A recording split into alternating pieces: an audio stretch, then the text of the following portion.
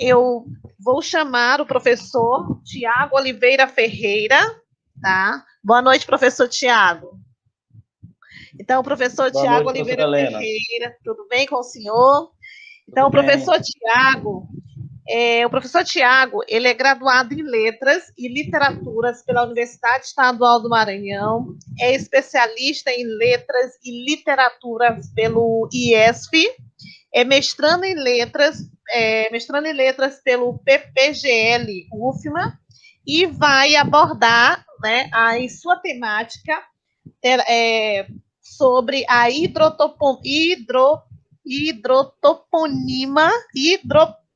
só um minutinho, professor.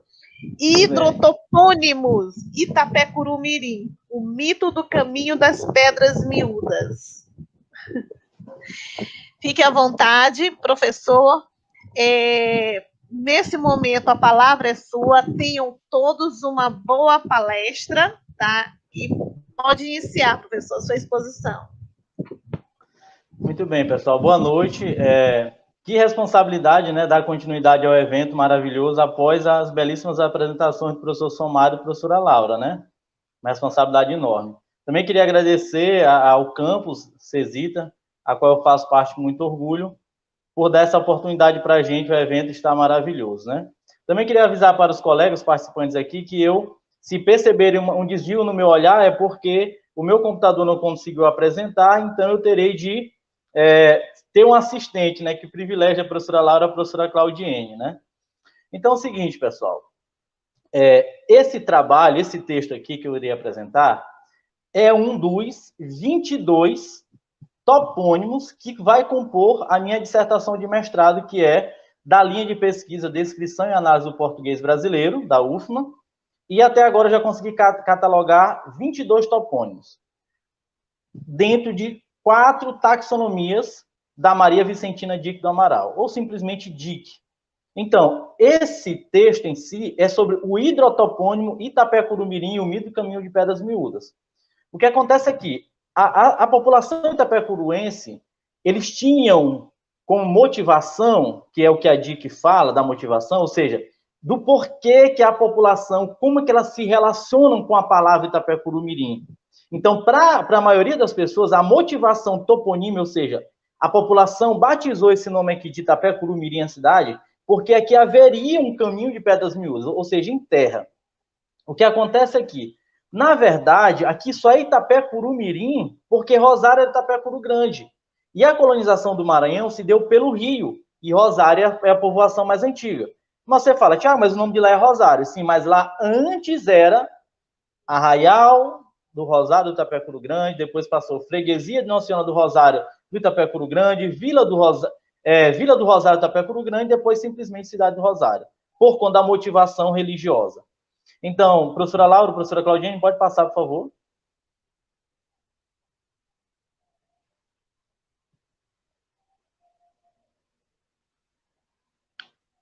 Obrigado, eu estou esperando passar aqui no canal para mim também. Aí apenas o meu currículo, né? Pode passar mais uma vez, por favor.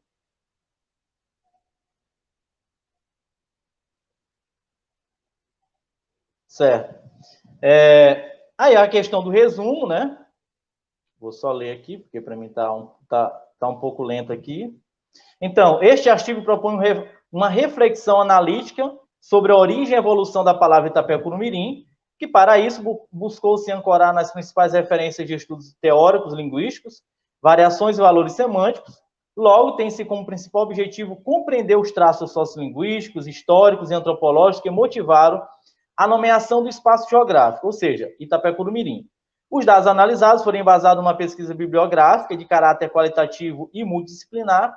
Dessa forma, os resultados obtidos serão relevantes para o saber linguístico e do léxico da bacia do Rio Itapecuru.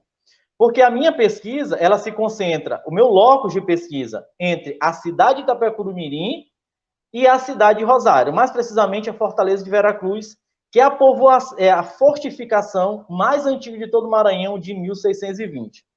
Foi ela que possibilitou a povoação do interior do Maranhão, mais precisamente do Rio Itapecuru. Então, às margens da Fortaleza do Rosário, surgiu o Arraial do Rosado do Itapecuru Grande, que teve como origem, anteriormente, o Engenho do Itapecuru Grande de Antônio Muniz Barreiros. Então, essas são as principais motivações. Pode passar, por favor, professora? A metodologia. A referente pesquisa de procedimento teórico analítico qualitativo é pautada em estudos do campo da onomástica. A onomástica é um ramo da linguística, né, que estuda os nomes próprios e os topônimos, ou seja, os antropônimos e os topônimos.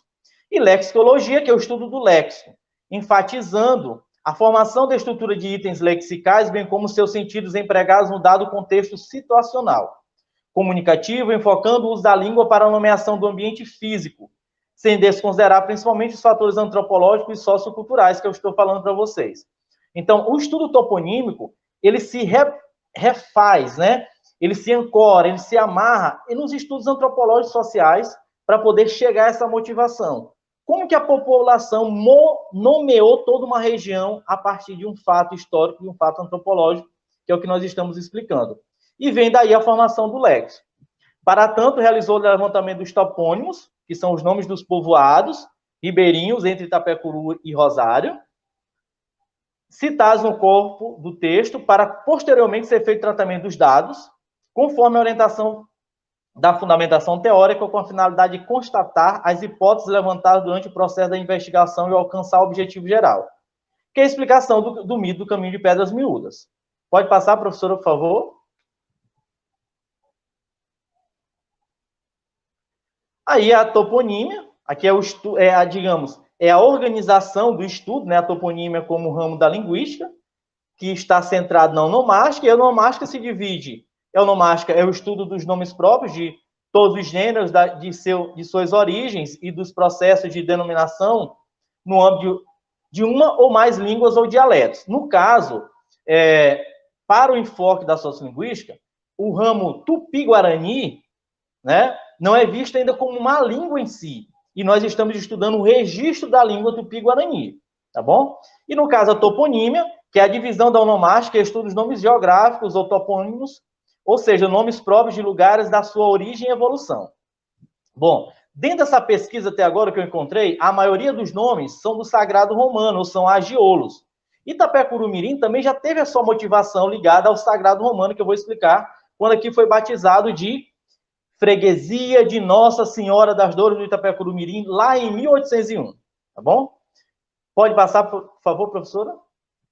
Fala bem dinâmica. A toponímia como área da onomástica, como já nós explicamos. A teoria toponímica é baseada nas pesquisas, principalmente de Maria Vicentina Dick, que ela classificou 27 taxonomias de topônimos no Brasil. Em Esquerdo, que também pesquisa toponímia, mas ela aprofunda o seu estudo para o léxico do português. As pesquisas de Esquerda, basicamente, mais centradas em Mato Grosso do Sul e em São Paulo, e em Krieger, que estuda a terminologia, né? Porque dentro da toponímia, dentro das pesquisas toponímicas, há muitas pesquisas voltadas para glossários toponímicos, que é uma riqueza muito grande. Então, há o glossário da cana, há o glossário dos seringais do Acre, há o glossário dos vales, dos rios de São Paulo e por aí vai. Então, a toponímia, baseada, ancorada nessas três principais pesquisadoras do Brasil, ela tem uma motivação, ela tem uma relevância muito grande atualmente no cenário nacional. Pode passar, professora, por favor? Aqui, pessoal, eu trago para vocês um mapa, à esquerda aparece para vocês um mapa de 1854. Esse era um mapa produzido pelo Exército. Então, esse mapa, ele traz o rio Itapecuru bem ao centro, e é grafado ainda como Itapucuru. Aqui, o que eu queria explicar para vocês é o seguinte: a primeira vez, eu vou citar mais à frente, que a palavra Itapecuru foi registrada foi em 1612 por Cláudio Abbeville, quando ele colheu esse relato do cacique da ilha de São Luís, Japiaçu. O que acontece é que ele registrou como Tabucuru. Aí vem um pesquisador que também é basilar para os estudos toponímicos, chamado Teodoro Sampaio. Ele lançou em 1901 um livro, O Tupi na Geografia Nacional. E ele diz que os nativos do ramo tupi, eles não conheciam, não utilizavam a letra I na inicial de suas palavras. Ou seja, o Itapecuru, esse I, foi acrescido por uma motivação portuguesa, tá bom? Além disso, eu trago aqui na citação, segundo Biederman, quando ele fala de frequência, e segundo o Teodoro Sampaio, o prefixo ita é o mais frequente, é de todos os prefixos tupi-guarani, o mais frequente em todo o território nacional. Então, por isso que você vai encontrar Itaú em Minas Gerais, você vai encontrar que é Pedra Preta, Itamaraty lá no Distrito Federal, que é Pedra Rosa, Itacoatiara no Amazonas, que é Pedra Pintada.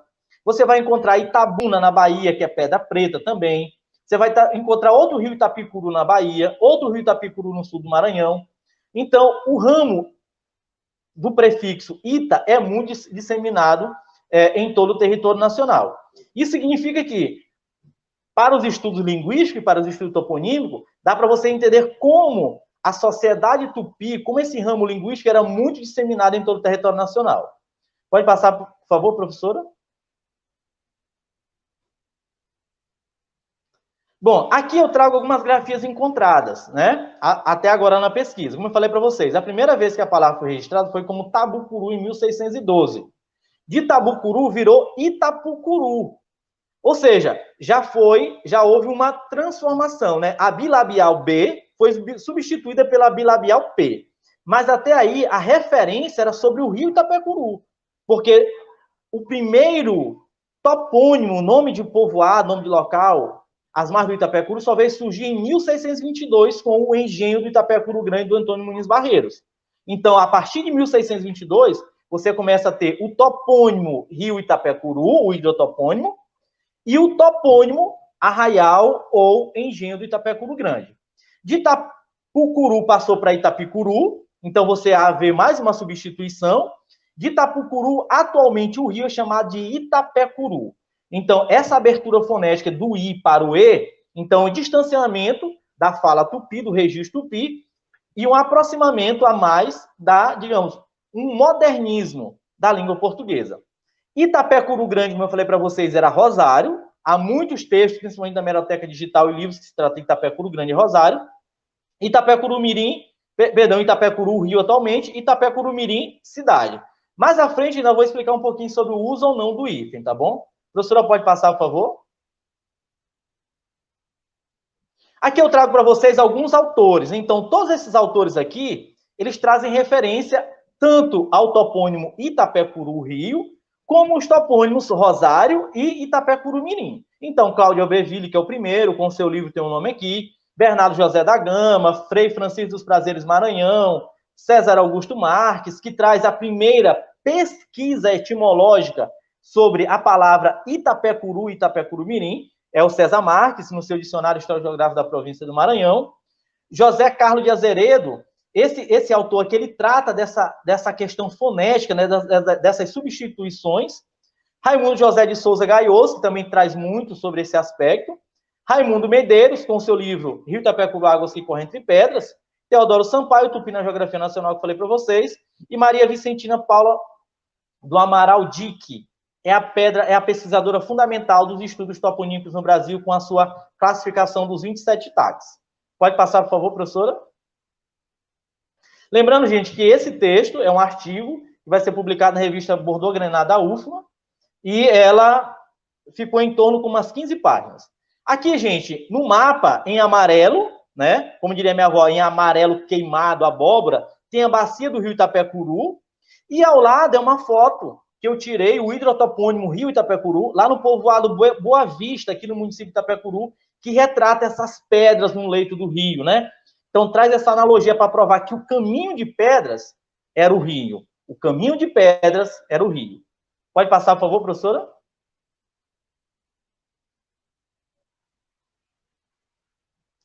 Bom, aqui é a cidade de Rosário, da estação ferroviária de Rosário, tá bom? E ao lado é um recorte da lei do vice-governador do Maranhão, José da Silva Maia, em que ele eleva Itapecuru à categoria de cidade.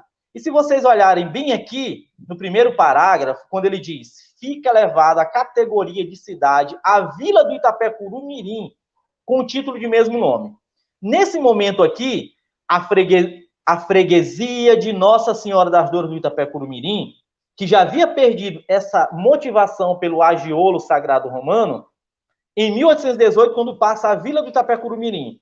Agora, mais uma vez, a perda do sintagma vila, ficando apenas como vila do Itapecuru Mirim. E lembrem-se, observe que aí tinha separação pelo hífen, mas não havia o acento agudo na palavra Itapecuru, que eu vou explicar mais à frente ainda. Pode passar, por favor, professora? Bom, aqui, gente, Itapecuru Mirim com ou sem hífen. Esse aqui, gente, é uma imagem retratada pelo Aldo Maranhão, da década de 40. A prefeitura de Itapecuru não havia sido inaugurada ainda, tá bom? Ela foi inaugurada, o prédio, em 20 de março de 1950. E o texto oficial do governo Aldo do Maranhão traz a palavra Itapecuru Mirim com hífen e com acento agudo no U. O que acontece é o seguinte, gente, que em 1971, o governo brasileiro fez um rearranjo, não foi tido como um acordo ortográfico, mas modificou algumas regras de acentuação. E uma das regras diz o seguinte, que as palavras de origem tupi-guarani, oxítonas, terminadas em U ou I, seguidas de consoante, não receberiam mais acento gráfico. Então, Itapecuru perdeu esse acento gráfico no U em 1971, mas manteve o hífen. Já Jaú, que também é de origem tupi, significa bagre, que é de origem tupi, oxítono, terminado em U, manteve o U porque é seguido da vogal A. Pode passar, por favor, professora? Ah, perdão, só um momento. Falei tanto. O que acontece aqui, ainda a questão do hífen. No acordo ortográfico de 2009 a 2013, o acordo diz que, quando não há mais essa acentuação das oxítonas de origem tupi, tá bom? Seguidas de consoante, e que não há a possibilidade de haver aglutinação entre o sufixo mirim e a palavra que o antepõe, no caso Itapecuru, não tem necessidade de usar o hífen. Ou seja, a palavra Itapecuru Mirim não precisa mais ter hífen, porque não há possibilidade de aglutinar. Ou seja, como nós falamos com a palavra embora, que antes era vamos em boa hora, virou embora e agora todo mundo fala bora. Então, como não há a possibilidade de nós aglutinarmos na fala Itapecuru Mirim, então vai haver sempre essa distinção fônica, então não precisa mais haver o hífen. E para enfatizar, mais uma vez, aqui só é Itapecuru Mirim porque Rosário era Itapecuru Grande, ou seja, nunca existiu um caminho de pedras miúdas em solo. O caminho de pedras sempre foi o rio. E o sufixo mirim, que significa pequeno ou depois de, só foi acrescido ao arraial daqui porque Rosário é Itapecuru Grande, ou seja, uma distinção semântica, tá bom? Pode passar, por favor, professora? E aqui a nossa conclusão, ao analisar o ideotropônimo Itapecuru Mirim, percebeu-se que a origem da palavra remonta ao rio, né? Mais precisamente a sua foz, pois se a localização do interior do Maranhão, a colonização, perdão, se deu-se por ele, e no sentido da foz nascente, norte e sul, o nome foi trazido de lá para cá, ou seja, foi trazido ainda de São Luís, né? Por empréstimo herdado dos aborígenes, utilizado analogicamente pelos colonizadores portugueses para toda a região das suas margens. E aqui são as minhas referências e obrigado, pessoal, pela atenção. Encerro minha apresentação aqui, obrigado. Pode passar as referências, por favor, professor. Obrigado.